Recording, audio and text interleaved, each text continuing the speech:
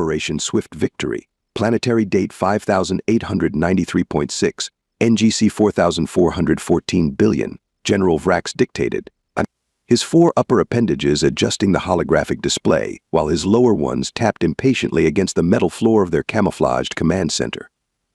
I, Supreme Tactical Commander Vrax of the Galatean Dominion, have personally selected this backwater mud ball for our demonstration of superior Galatean military technology. He paused the recording, squinting through his compound eyes at the primitive human outpost barely visible through the dense purple foliage. What a joke.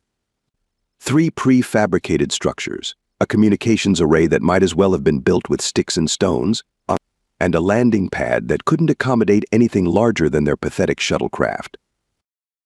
Resume recording, Vrax barked. Today marks the beginning of the end for humanity's expansion into Sector 8. Our elite infiltration team has established the perfect ambush position completely undetected, I might add, despite the humans' supposed advanced sensor technology. Major Klaatu, the squad's tactical officer, suppressed a buzzing laugh from where he crouched beside the monitoring equipment. Their sensors couldn't detect a supernova if it happened in their backyard. Exactly, Major. Vrax's mandibles clicked in appreciation. For the record, I am accompanied by the finest special operatives the Dominion has produced, Major Klaatu, whose infiltration of the Arcturus mining colony resulted in its bloodless surrender, Lieutenant Blix, whose expertise in xenobiology has been crucial in developing our latest weapon, and Specialist Dorn, whose enthusiasm for testing new methods of subduing enemy combatants borders on the concerning. Dorn looked up from the vial of pale green liquid he was examining, his facial tentacles curling into what passed for a smile in his species. I prefer the term passionately devoted to science, General. Call it whatever helps you sleep during the cold cycle, Specialist. Vrax turned back to the recorder. Our mission is straightforward. Capture the human outpost using our newly developed neurotoxin, document its effects, and return with prisoners for further study. The Supreme Command believes this compound will revolutionize our conquest efforts, allowing us to subdue resistance without damaging valuable infrastructure. Lieutenant Blix adjusted her breathing apparatus, a necessity for her aquatic evolved physiology in this dry environment. General, preliminary tests indicate the toxin should render humans unconscious within minutes of exposure, with total paralysis following shortly after. No permanent damage unless exposure exceeds 12 hours. Which is more consideration than these hairless primates deserve, Vrax added, not bothering to hide his contempt. Frankly, Issei, I don't understand why we're wasting such sophisticated methods on creatures whose greatest technological achievement seems to be inventing increasingly ridiculous names for caffeinated beverages. Klaatu snorted. Have you seen their combat armor? They might as well be wearing cooking foil. Their fragility is well documented, Vrax continued for the record. Even minor atmospheric variations cause them respiratory distress. They require constant hydration and nutrition. A slight change in ambient temperature can impair their cognitive functions. And yet the High Command insists we treat this operation with the utmost seriousness. He zoomed the holographic display to focus on the outpost's water purification system. We will introduce the compound into their water supply. When the humans are incapacitated, we will document everything for the scientific division, secure the location, and signal for the main force to land. The Dominion will have its foothold in this sector by the next planetary rotation. Vrax paused, his mandibles spreading in the Galatean expression of supreme confidence. If there's one thing we can count on, it's the predictable weakness of human physiology. This will be the easiest mission of our distinguished careers. How spectacularly wrong he would turn out to be. Surveillance update, sir, Major Klaatu announced, his taloned fingers dancing across the holographic interface. Our sensors have identified only one human currently active at the outpost, but the others appear to be off-site, likely conducting survey operations in the eastern sector.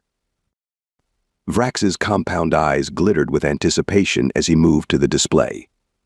Perfect. One test subject is all we need for the initial demonstration. The hologram shifted to show magnified footage of a human female in combat fatigues, methodically checking the perimeter defenses. She moved with a practiced efficiency that even Vrax had to acknowledge showed professional training. Facial recognition confirms this is Sergeant Maggie Rivera, Lieutenant Blix reported, reading from her datapad. Alliance Military, 42nd Expeditionary Unit. They call her Havoc. Havoc.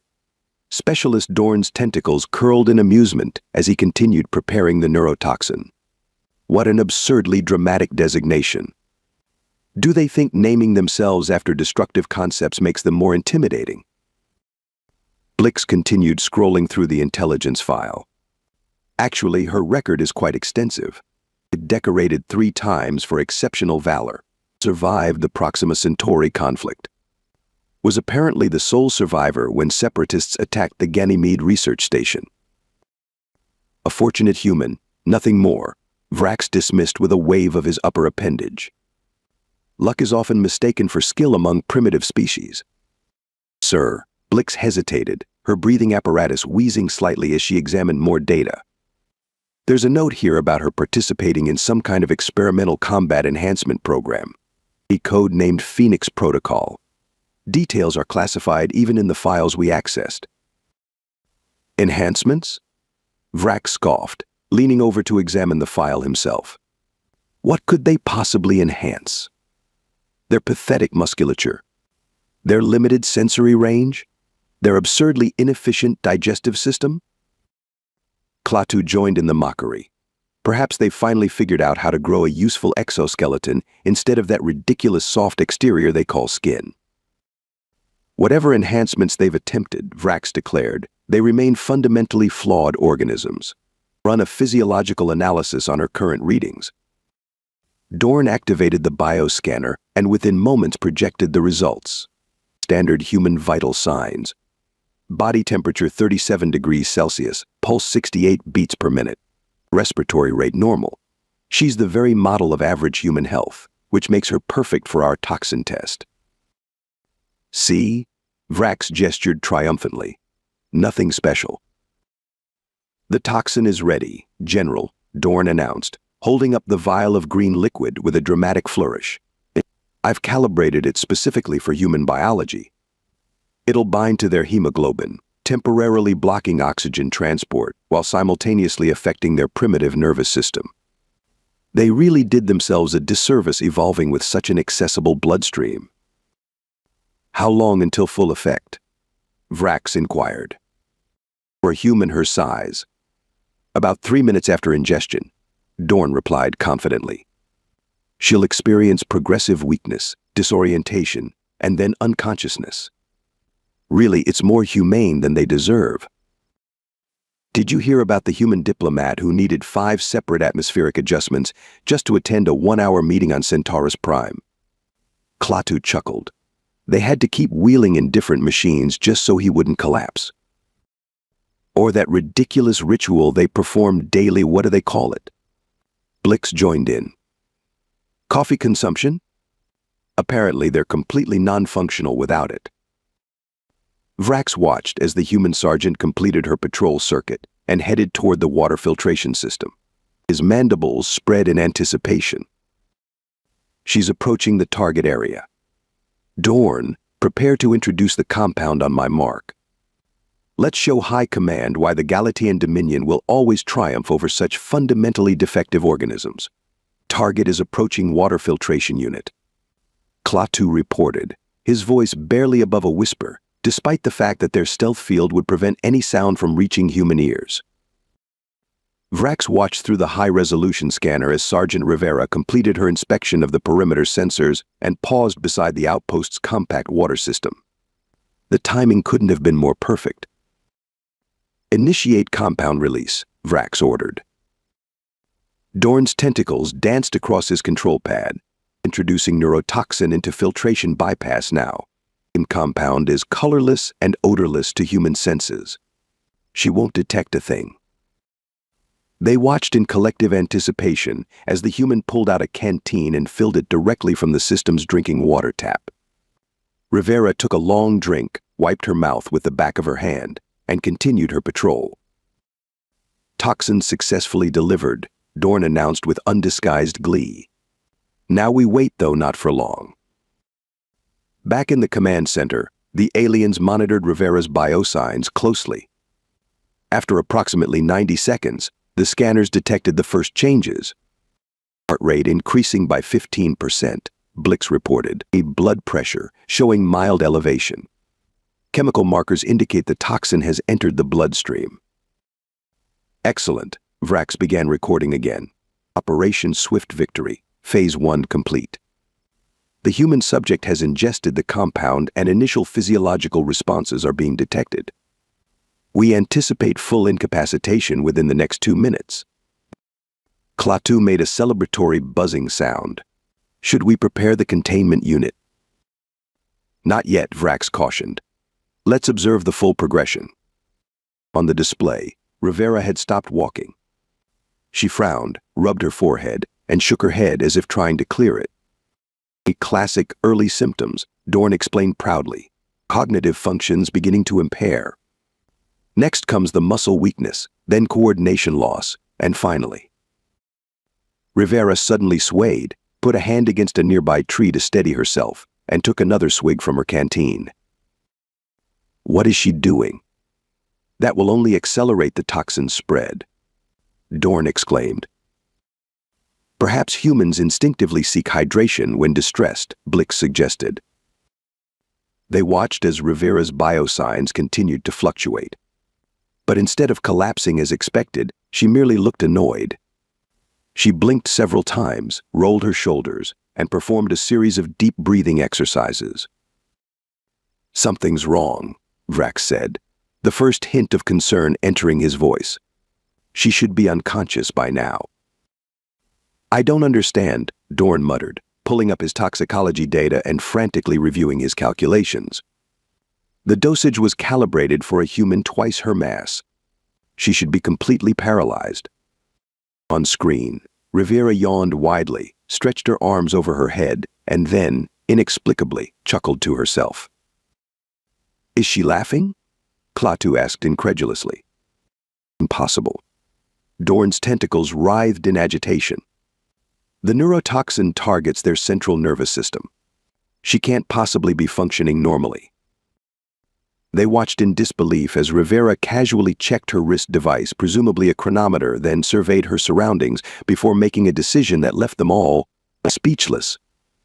She sat down with her back against the tree, positioned her weapon across her lap, crossed her arms, and appeared to deliberately close her eyes. Is she sleeping? Blix whispered, her voice a mixture of fascination and horror. Combat nap, Klaatu corrected numbly. It's a technique human soldiers use during extended operations. They take short, regulated rest periods to maintain combat effectiveness. That's not possible, Dorn insisted, his voice rising to an uncharacteristic pitch. The toxin doesn't cause drowsiness. It causes paralysis, respiratory failure, and consciousness. Not a nap. Perhaps we should increase the dosage? Blix suggested hesitantly. The current dose would kill 3 humans. Dorn snapped back. I don't understand. Her physiology isn't responding according to any predictable model. Vrax stared at the calmly resting human, a growing sense of unease spreading through his thorax. Could the intelligence about the Phoenix Protocol have something to do with this unexpected response? Even if she has some genetic modifications, no biological system should be able to simply ignore a targeted neurotoxin. Dorn was practically shrieking now, all scientific composure abandoned. Lower your voice, specialist, Vrax commanded.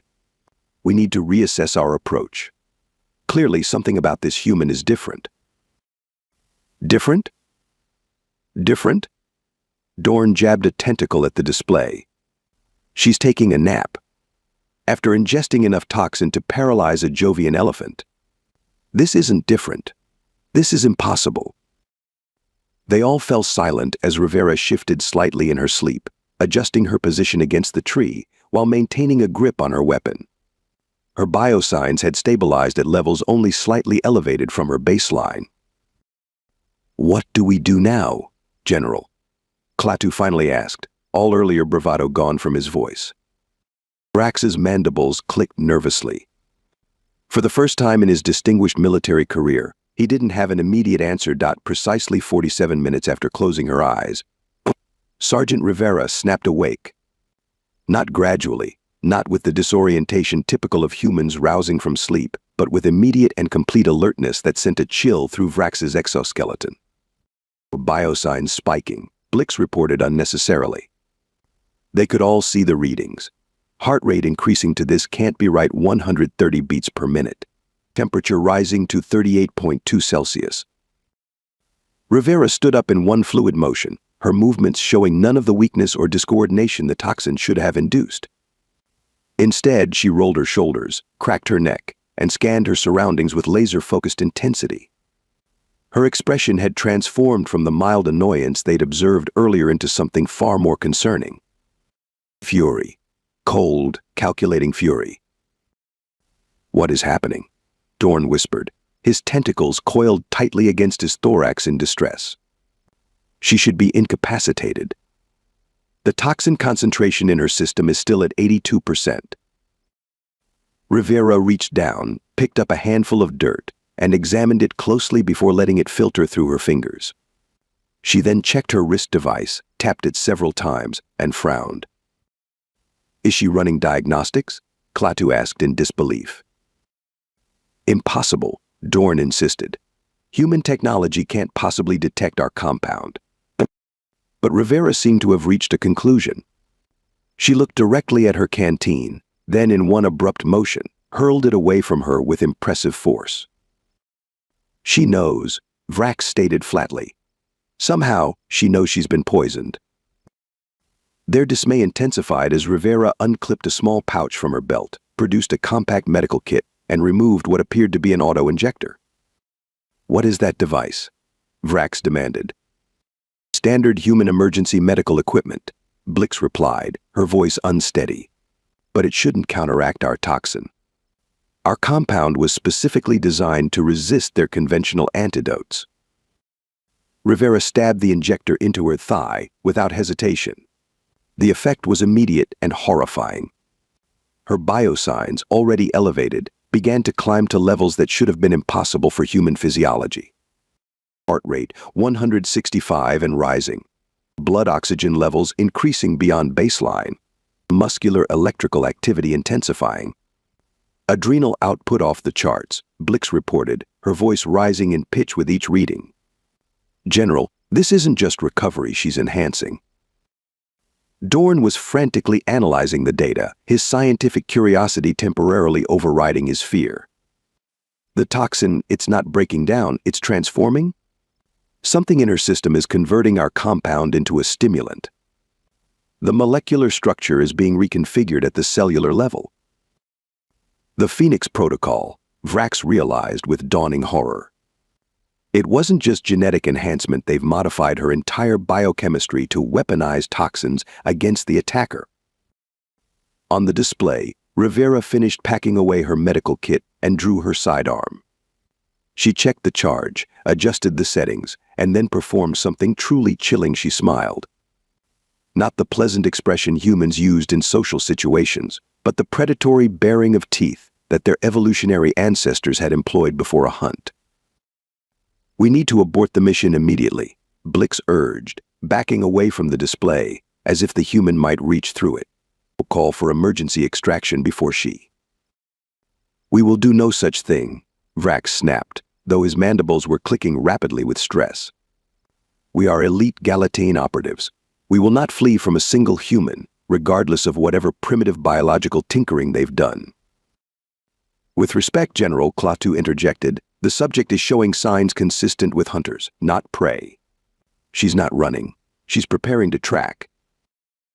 As if to confirm this assessment, Rivera bent down to examine the ground more carefully, then looked up in the exact direction of their hidden observation post, despite the impossibility of her detecting it. "She can't possibly know our location," Vrax insisted, but his voice lacked conviction. "The stealth field renders us completely invisible to human senses."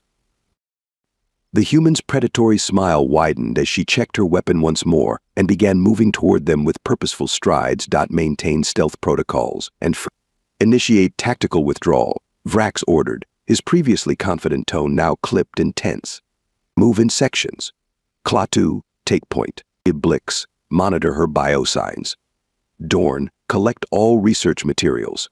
Leave nothing behind. The elite Galatean squad abandoned their observation post with practiced efficiency, moving through the dense purple foliage of NGC 4414 billion in formation. Their retreat was textbook perfect, silent, coordinated, and completely invisible to standard detection methods. It should have been enough. She's moving faster than our models predicted, Blix reported, her gaze fixed on the portable tracker. Heading directly toward our position at 17 kilometers per hour? That's not possible. Humans can't maintain that speed through forest terrain.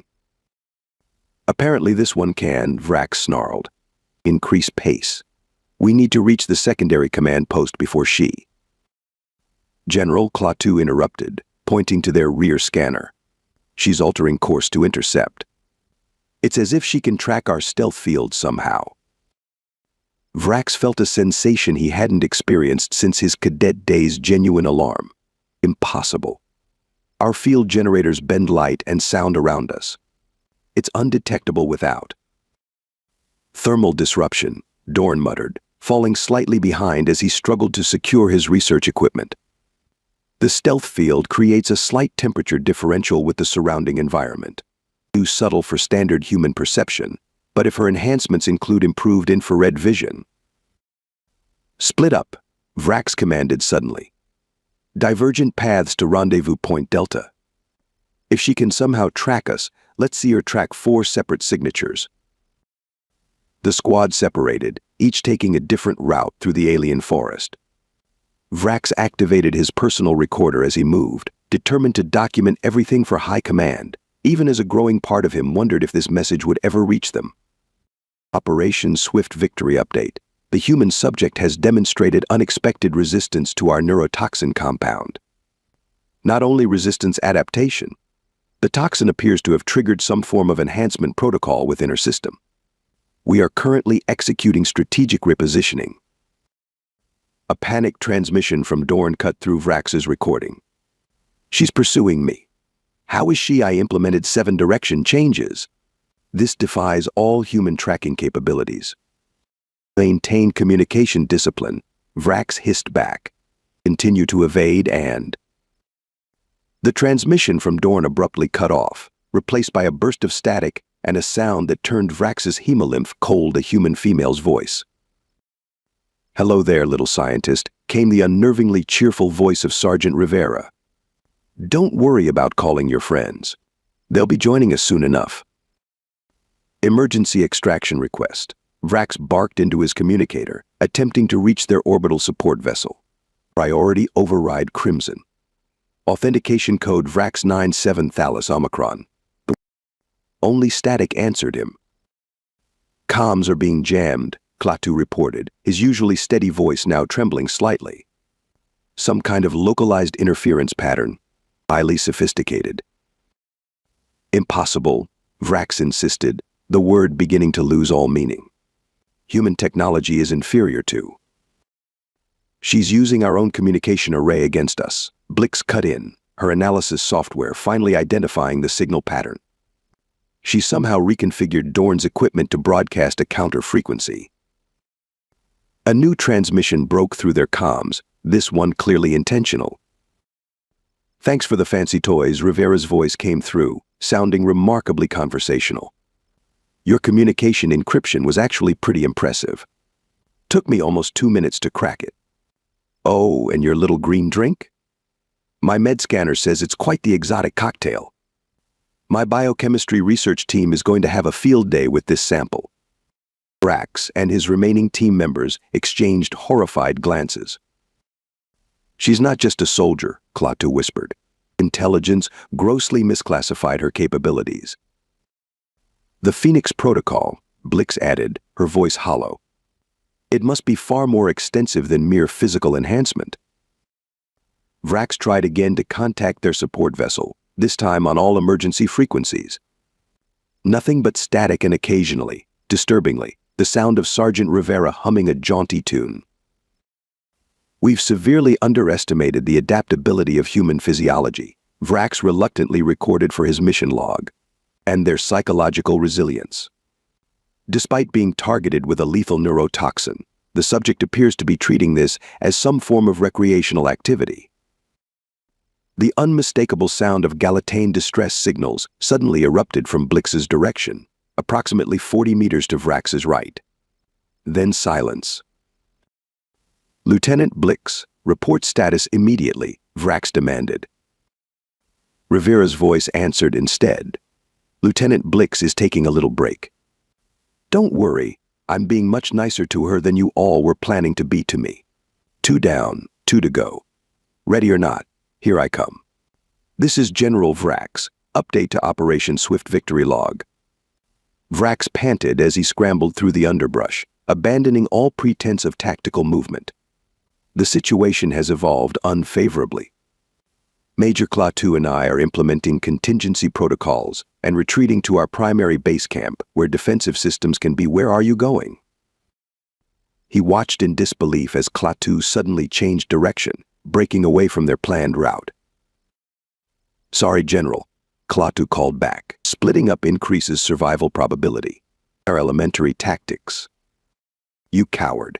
Return to formation immediately. Vrax shrieked, but Klaatu had already disappeared into the dense vegetation. Alone now, Vrax resumed his desperate recording. Specialist Dorn and Lieutenant Blix have been temporarily separated from the unit. Major Klaatu is conducting a diversionary maneuver. The lies tasted bitter even to himself. I am proceeding to base camp to coordinate our counter-offensive. A loud crash and a distinctly UN Galatane yelp sounded from the direction Klaatu had fled. Then silence. Correction, Vrax whispered into his recorder. I am the only remaining operational member of the mission team. He increased his pace, 6 limbs working frantically as he abandoned his remaining equipment to reduce weight. The base camp was only 2 kilometers ahead. Its automated defense systems might actually stand a chance against one human, no matter how enhanced. A familiar voice crackled through his communication implant. You know what's funny about your stealth tech? Rivera asked conversationally. It works great against visual detection, pretty decent against sound, but it generates this fascinating electromagnetic bubble. To the right sensors, you might as well be running around with flares strapped to your back. Vrax didn't respond, focusing instead on reaching the camp. She was toying with him. Psychological warfare. A primitive tactic beneath a superior Galatane officer.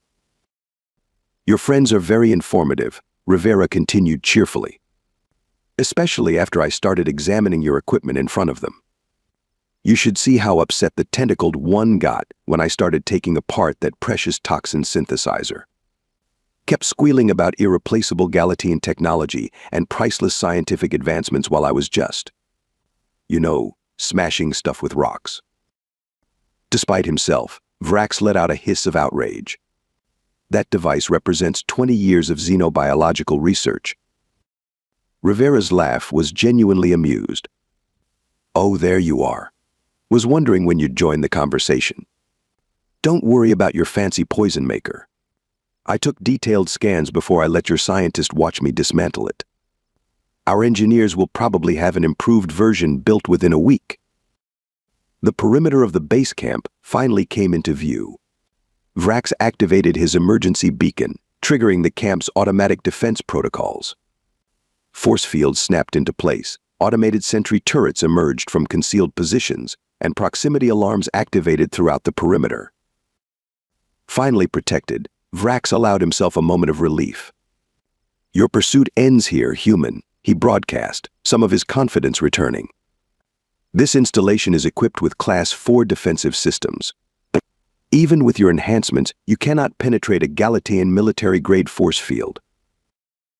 About those force fields, Rivera's voice replied, now coming from the camp's internal communication system. Interesting design. Very sophisticated harmonic oscillation pattern, almost impenetrable. Vrax froze, his compound eyes darting around the seemingly secure camp. Almost, Rivera confirmed, and then casually walked through the main entrance as the force field deactivated before her.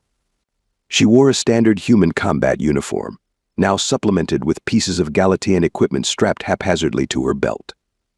In one hand, she held a scanner clearly salvaged from Dorn's research kit. In the other, she casually twirled what Vrax recognized with horror as the camp's central security control rod. "Looking for this?"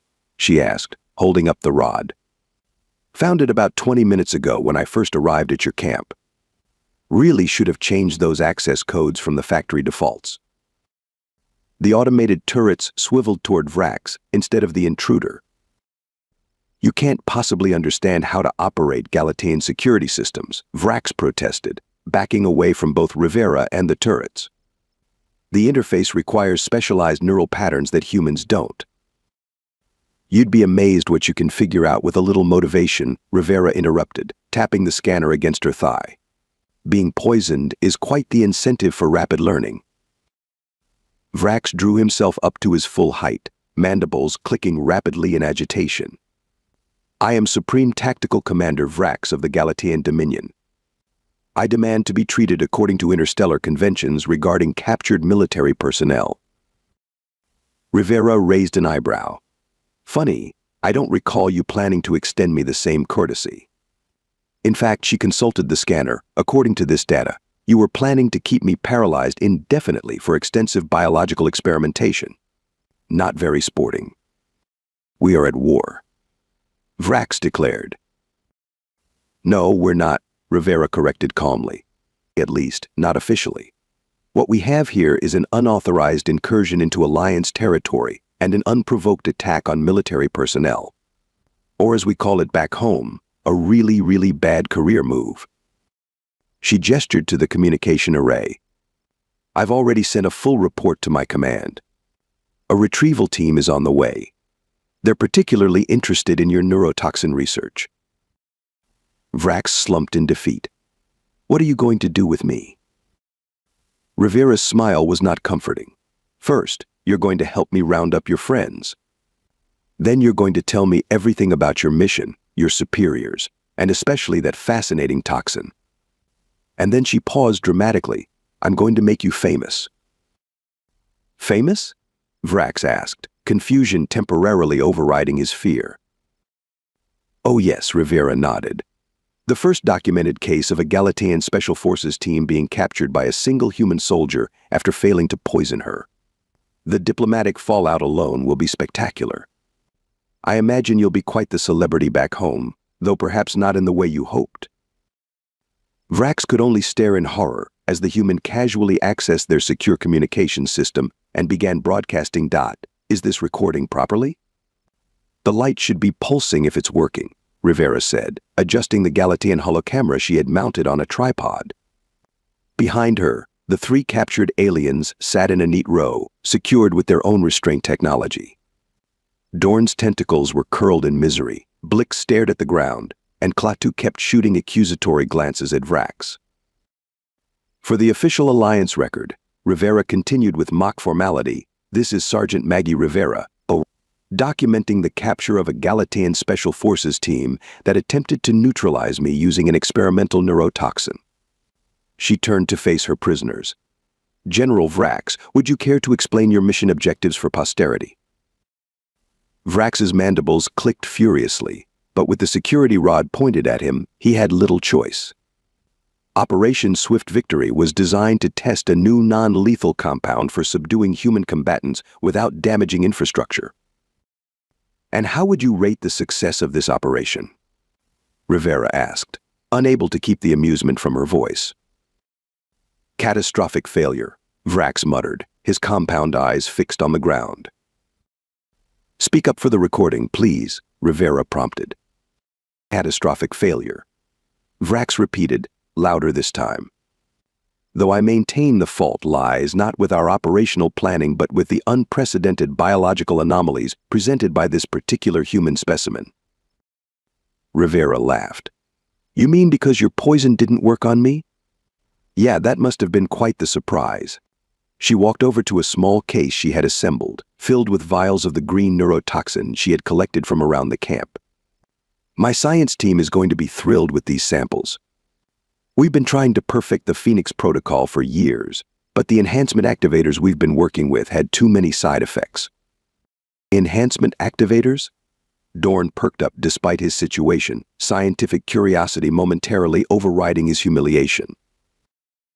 The Phoenix protocol alters human biochemistry to convert certain toxins into combat stimulants, Rivera explained casually. But we've never found a compound that triggers the conversion so effectively without negative side effects. Until now. You allowed yourself to be poisoned, Vrax realized with dawning horror. You identified our ambush and deliberately consumed the toxin. Rivera shrugged.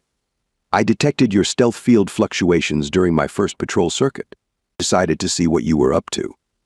When my sensors picked up unknown compounds in the water supply, I thought, why not? Worst case scenario, my implants neutralize it. Best case scenario. She gestured to the captured aliens and their dismantled camp. Alliance Command will never allow the weaponization of our research, Vrax declared, though without much conviction. Of course not, Rivera agreed with exaggerated sincerity. That would be unethical. We'll simply reverse engineer it as a rapid response medical stimulant for troops in emergency situations. Completely defensive application. Vrax slumped in defeat as Rivera finished her recording and prepared the prisoners for transport. 3 weeks later, aboard the Galatine command vessel Indomitable Will, a thoroughly disgraced General Vrax stood at attention before the Supreme Military Council, his official report displayed for all to see.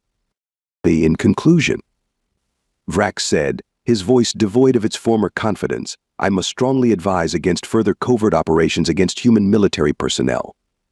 Despite their obvious physiological disadvantages, they possess an alarming capacity for adaptation and improvisation that renders conventional tactical approaches ineffective. Your recommendation is noted, former General Vrax, the council leader replied coldly. Anything else? Vrax hesitated, then added, intelligence reports now confirm that the Alliance has developed a new combat stimulant based on our neurotoxin research. Field tests indicate it enhances human combat effectiveness by approximately 340%. They're calling it Galatine Nap. The council chamber erupted in outraged buzzing as Vrax was escorted out, his career as finished as his ill-fated mission.